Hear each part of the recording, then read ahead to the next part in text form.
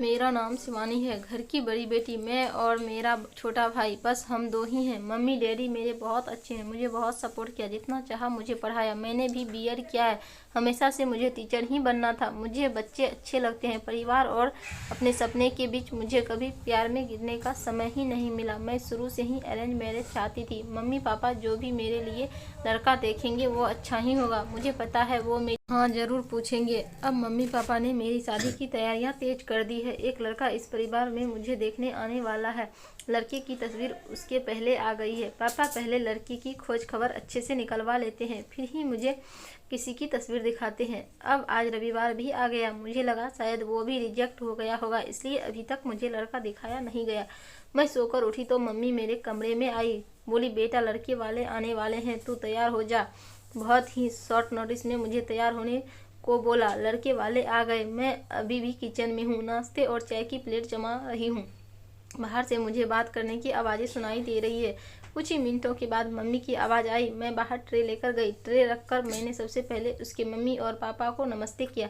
फिर मैंने उसकी तरफ देखा। सच बोलूँ तो लड़का बहुत स्मार्ट था। सिंपल शर्ट और जीन्स में आया था। चेहरे पर एक मासूमियत थी। मैंने तो मन में हाँ कर दी थी, पर मेरी हाँ से क्या होता, उसे भी मैं पसंद आना चाहिए। फिर घरवाले ने बोला कि बेटा अकेले में कुछ बात करनी हो तो कर लूँ। उसने मना किया। फिर मैंने भी घरवाले ने हमें अकेले कमरे में भेज दिया। चुप रहा वो। मुझे लगा मैं उसे पसंद नहीं हूँ, इसलिए बात नहीं कर रहा। फिर मैंने ही चुप्पी तोड़ दी। पूछा, आप क्या करते हैं? बोला, मेरा नाम तो आपको पता होगा। नहीं भी तो मैं बता देता हूँ। मेरा नाम मयूर है। बिजनेस है प्रॉपर्टी का। अपने बारे में फिर बताने लगा। कुछ देर हमारी बात हुई। फिर बाहर से मम्मी की आवाज़ आ गई। बड़ों में बात हुई और रिश्ता तय हो गया। उसके घर वाले जल्द ही शादी करना चाहते थे। पिताजी ने अपनी खोज कर ली थी, इसलिए शादी 1 महीना बाद ही तय हो गई। इस दौरान मैंने मयूर का नंबर लेकर उससे बात करना चाहिए। मुझे लगा कि वह थोड़े शर्मीले हैं, इसलिए मैंने ही पहले की करीब 1 महीने हमें बहुत बात हुई और प्यार वाली फीलिंग क्या होती है यह मुझे पता चल गया। फिर हमारी शादी का दिन आ गया और मैं अंदर ही अंदर बहुत खुश थी। मम्मी पापा को छोड़ जाने का गम तो था, लेकिन मुझे लगा कि मुझे सही जीवन साथी मिल गया है। सुहागरात आ गई। मैं थोड़ी घबराई हुई बैठी थी बेड पर। वो आए और मम्मी मेरी तरफ देखा। मैंने भी हल्की सी स्माइल पास की। मयूर ने कुर्ता पहन रखा था। वह थोड़े घबराए लग रहे थे। मुझे लगा जैसे मैं नर्वस हूँ, शायद वो भी इसी तरफ होंगे। मयूर अब बाथरूम गए और कुर्ते चेंज करके आए। फिर मयूर आकर बोले कि बहुत थक गई होगी, शायद आज आराम कर लो। मुझे लगा वो भी थके हैं, इसलिए मैंने ज़्यादा सवाल जवाब नहीं किए। अगली सुबह वह बाथरूम में फ्रेश होकर नहाकर और कपड़े भी अंदर ही चेंज करके आए। मुझे थोड़ा अजीब लगा। फिर मैंने सोचा शायद उनकी यह आदत होगी। अगली रात फिर आई और मयूर ने फिर ऐसे ही किया। अभी तक वह मेरे पास भी नहीं आए थे। अब मुझे लगा कि मयूर कुछ छुपा रहे हैं, क्योंकि उसके चेहरे पर साफ दिखाई दे रहा था।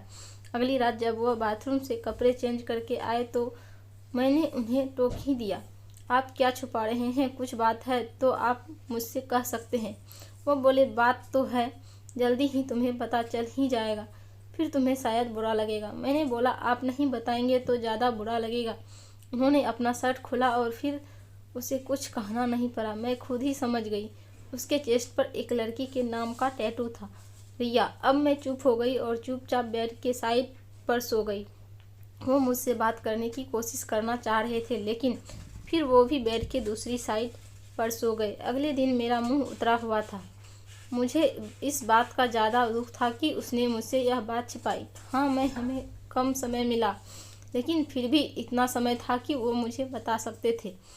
अगली रात वो फिर कमरे में आए। उसके आने के पहले ही मैं बेड के साइड पर सो चुकी थी। उन्होंने मुझे मेरी बाह पर हाथ लगाया और बोला, तुम चाहो तो हम बात कर सकते हैं। मैंने बोला, अब क्या बताओगे? वो बोले कि मैं उस लड़की से प्यार करता था, लेकिन रिया को हमेशा से विदेश में शिफ्ट होना था, इसलिए जब उसे मौका मिला तो वो चली गई। मैंने पूछा, तो तुम्हें छोड़ कैसे किसी और के साथ चली गई? वो बोली, हाँ, मैं चाहता तो यह टैटू को साफ करवा लेता, लेकिन मैंने सोचा पहले तुम्हें बताऊंगा। तुम्हारी बातों से मुझे लगा था कि तुम समझोगी। फिर वो चुप हो गए। मैंने बोला, तुम मुझे शादी के पहले भी बता सकते थे। वो बोले, अगर मैं बताता तो क्या तुम शादी नहीं करती? और अगर अब भी तुम जानना चाहो तो जा सकती है। मैं वही करूँगा जो तुम्हें अच्छा लगेगा। उस रात मेरा गुस्सा पता नहीं कहाँ चला गया, लेकिन थोड़ा डर भी था, कहीं फिर से झूठ तो नहीं बोल रहे हैं। मासूम शक्ल बनाकर मैंने कुछ जवाब नहीं दिया। लगभग 3 महीने तक हमारी बात नहीं हुई। मैं भी अपने पापा की तरह उनकी परीक्षा ले रही थी। फिर एक रात मैंने उससे पूछा, उस लड़की से ज़्यादा प्यार करोगे या मुझे? वो बोले, वो तो उसी रात हो गया था जब तुमने सच सुनने के बाद मुझे माफ़ कर दिया था। मैंने बोला, मैंने कब बोला कि मैंने माफ़ कर दिया? वो बोले, तो अब बोल दो। उनकी मासूम शक्ल ने मुझे उसके गले लगने पर मजबूर कर ही दिया। मुझे सच में अच्छा पति मिला है। आखिर अच्छे लोगों के साथ अच्छा होता है। तभी उनको रिया नहीं मिली।